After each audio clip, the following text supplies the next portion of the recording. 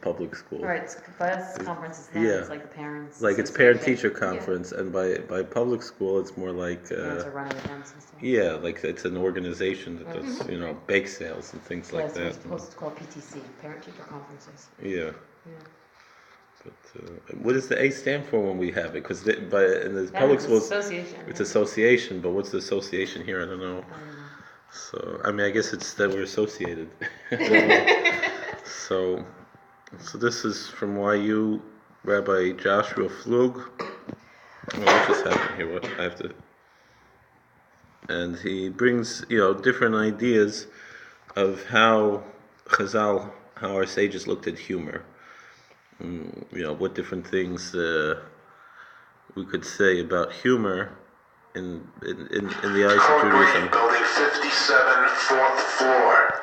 Code Green, Building 57, fourth floor. So let's see. So obviously there's positive and negative. Kind of what I said last time about the museums. Like Rabbi Weinberger said in high school.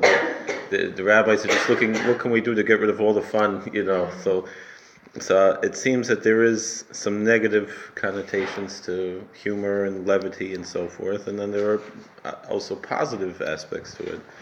So we have here Rabbi Akiva, we have on the Hebrew pages, Rabbi Akiva Omer, it's a Mishnah Pirkei Avos, Sechoik v'kalas reish margilin la'erva, or margilin sa'adam la'erva. So Rabbi Akiva said that chok means laughter. Usually they translate as levity, and kalos rosh is being also kind of levity, being lightheaded, not taking things seriously. That can lead to people to not be so tznius. It could lead to gilei arayos, things like that. Can people joke around? So that's the negative aspect of schok, of laughter. But of course, one of our avos, his name was Yitzchak. That's my Hebrew name, is Yitzchak, which is a lashon of tzachok, of laughter. So we have a Gemara in Brachos now. I'm Rabbi Yochanan Rabbi Shimon Yochai, number 2. Also, la adam shemali schek piv v'elam hazeh shenema ozi mali schek pino shenena rina. So we know in Tilim, we say in Shir Malos before benching, it says, then our mouths will be filled with laughter. So Rabbi Yochanan says in the name of Shimon Yochai, a person is not allowed to fill his mouth with laughter in this world, because it only says, then will our mouths be filled with laughter. Then it would seem only then and not now.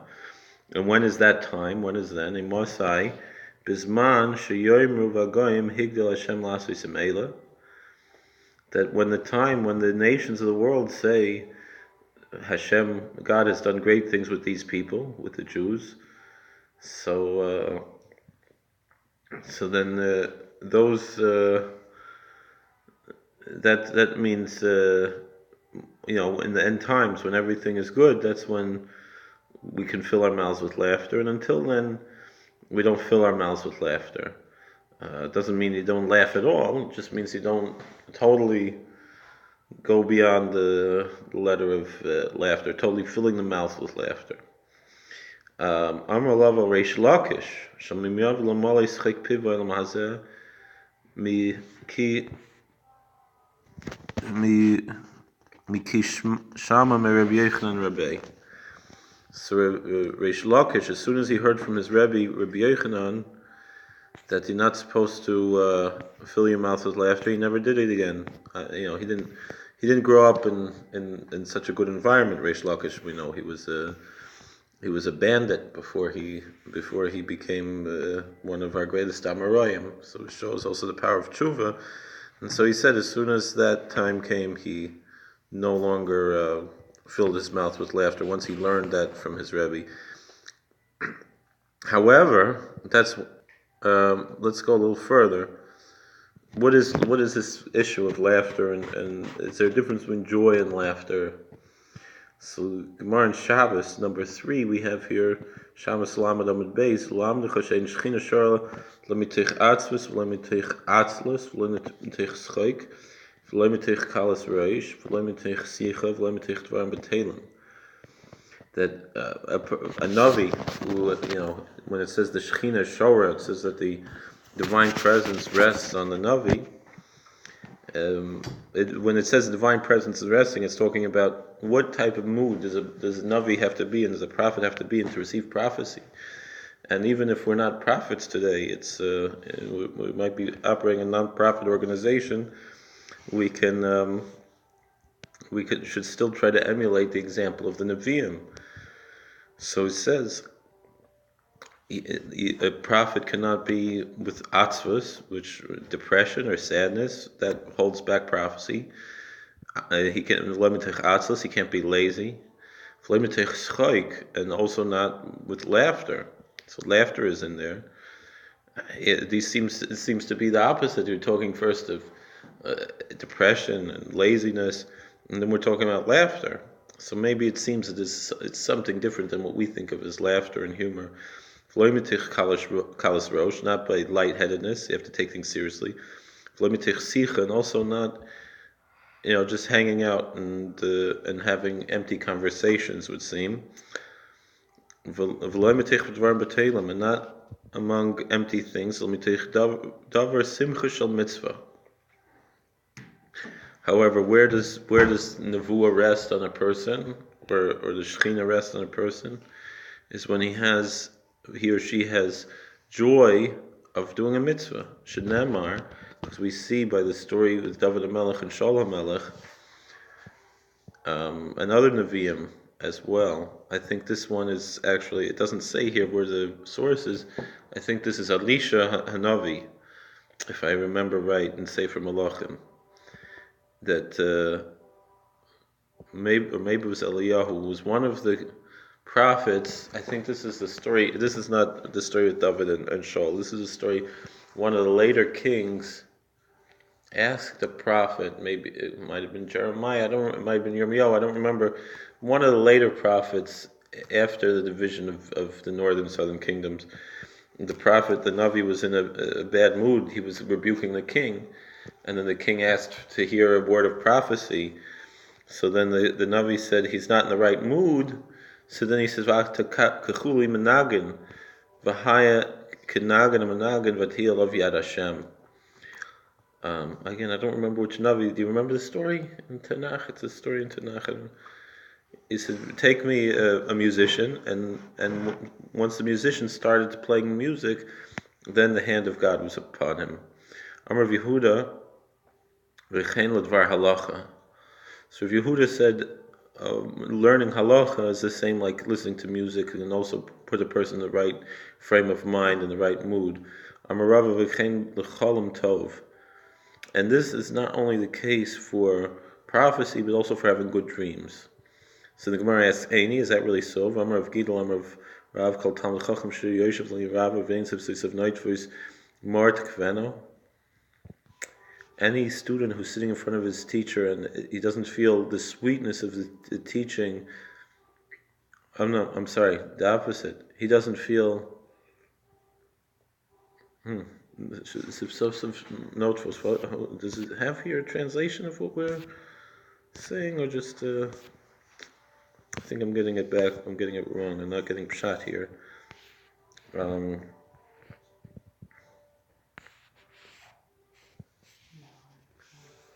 don't remember, because the note was more, it could be sweet or it could be bitter. No, it is taken out. Yeah. Because it goes from 6 and then I have 15 here. Right. And then it goes to No, but I'm saying, in the beginning, number 3. Mm-hmm. All right. No, the translation is missing as well, sir. Oiver al tikre mor elamar. Oh, so here we're saying, yeah. Shneim esif soisef shasham noitfus more. They gave a tiny little translate. Yes. Yes, I guess I get an idea of what's saying. He should feel bitterness when he's learning. As it says, the pasuk in Shir Shirim says, the lips are teaching and they're dripping myrrh, and that's passing through. I'll take more elamar. And he says you shouldn't read it as myrrh, but rather mar as bitter. So that's mar oiver. I'll take Shoshanim l'Shoshanim, and Shoshanim which usually is like roses. Here is Shoshonim. They're teaching like kasha. Ha baraba ha b'talmid. So the answer is no. It's the teacher should feel a simcha when he's learning, but the student should kind of feel a certain bitterness. It's hard to understand exactly because it would seem the boy say mahava habarava the kasha ha mikami de pasach pasa de pasach. But others say no, that it's talking before he starts teaching and after he starts teaching, that there's a difference. However, this is what we're really trying to get to as far as our subject here. Rabba made the pasach, that the teacher before he starts teaching lahula rabbanan amar milsa b'chusa, a rabba. This is a very famous, very famous teaching. That Rabba, before he would start his lecture, he would tell a joke, and Badchi Rabbanan, and then all the rabbis, the students here, would all laugh. Meaning he would start it as most preachers today, whether they're rabbis or it's a common, or from other religions as well. They'll usually tell some kind of joke in a sermon, but it's not just in a sermon. It could also be in a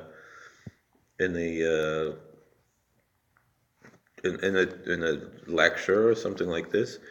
So before he gave his lecture, he would tell a joke, and all the students would be in a good frame of mind and good mood.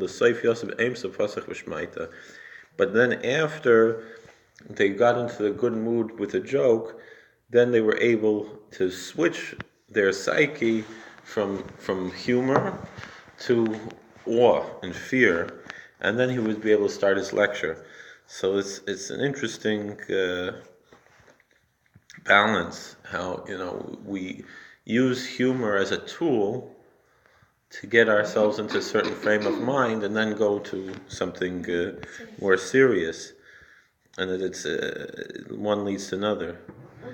The Mishnah Pirkei Avos, which lists the 49 ways to acquire Torah, one is the miyat tzchok, with a little bit of laughter. Now, generally we understand miyut tzchok means to limit one's laughter, but that also means that there should be a little bit of laughter. Meaning a person can't be totally serious. I remember David Gottlieb in Or Sameach in Yerushalayim. Someone asked him, the Mishnah in Pirkei Avos says, "Al tar b'sicha me'isha." Don't talk too much. Don't have too much idle conversation with a woman. So he said, how could that be? You couldn't. So the answer is, Al tar, but don't have too much. A little bit is okay. That's with husband and wife. Just don't go overboard. The point is that everything is good in moderation, and so too humor and laughter is one of these things that are good in moderation. But if it goes too far, people could wind up, wasting time. With there has to be balance, and it has to be used properly. Gemara in Tainus at hochi v'hochi also hanach trei asi. This is hard to read here. It's like moving back and forth. Amalei hanach nami b'nei alma de ase. Ninhu azal gabayhu amalahu mayav daihu amalei inshi but duche anan madchinat sive nami chsin betrayed islahu tigra badayu tachina v'nilahu shalma. So I remember I was talking to on Facebook a rabbi of mine. We were discussing, he was mentioning a famous Jewish comedian who passed away recently, a very big one. I'm not going to name his name because it might be Lashon Hara, but he had a very, he wasn't a very nice person. He was a very rude, very mean-spirited, very arrogant person. And I brought up, how he tried to sue someone who was imitating him, who wasn't as successful. He was one of the top biggest comedians, and I said, and this guy made maybe he tried to sue, made one movie in his life, and when that guy died, more famous comedian said, "Oh, I should have sued him when I had the chance." It's like, here this guy has everything, and a lot of other people, even people who knew him personally, told me, all kinds of nasty stories about this person who passed away recently, and and he and so when and this rabbi was speaking, very kind.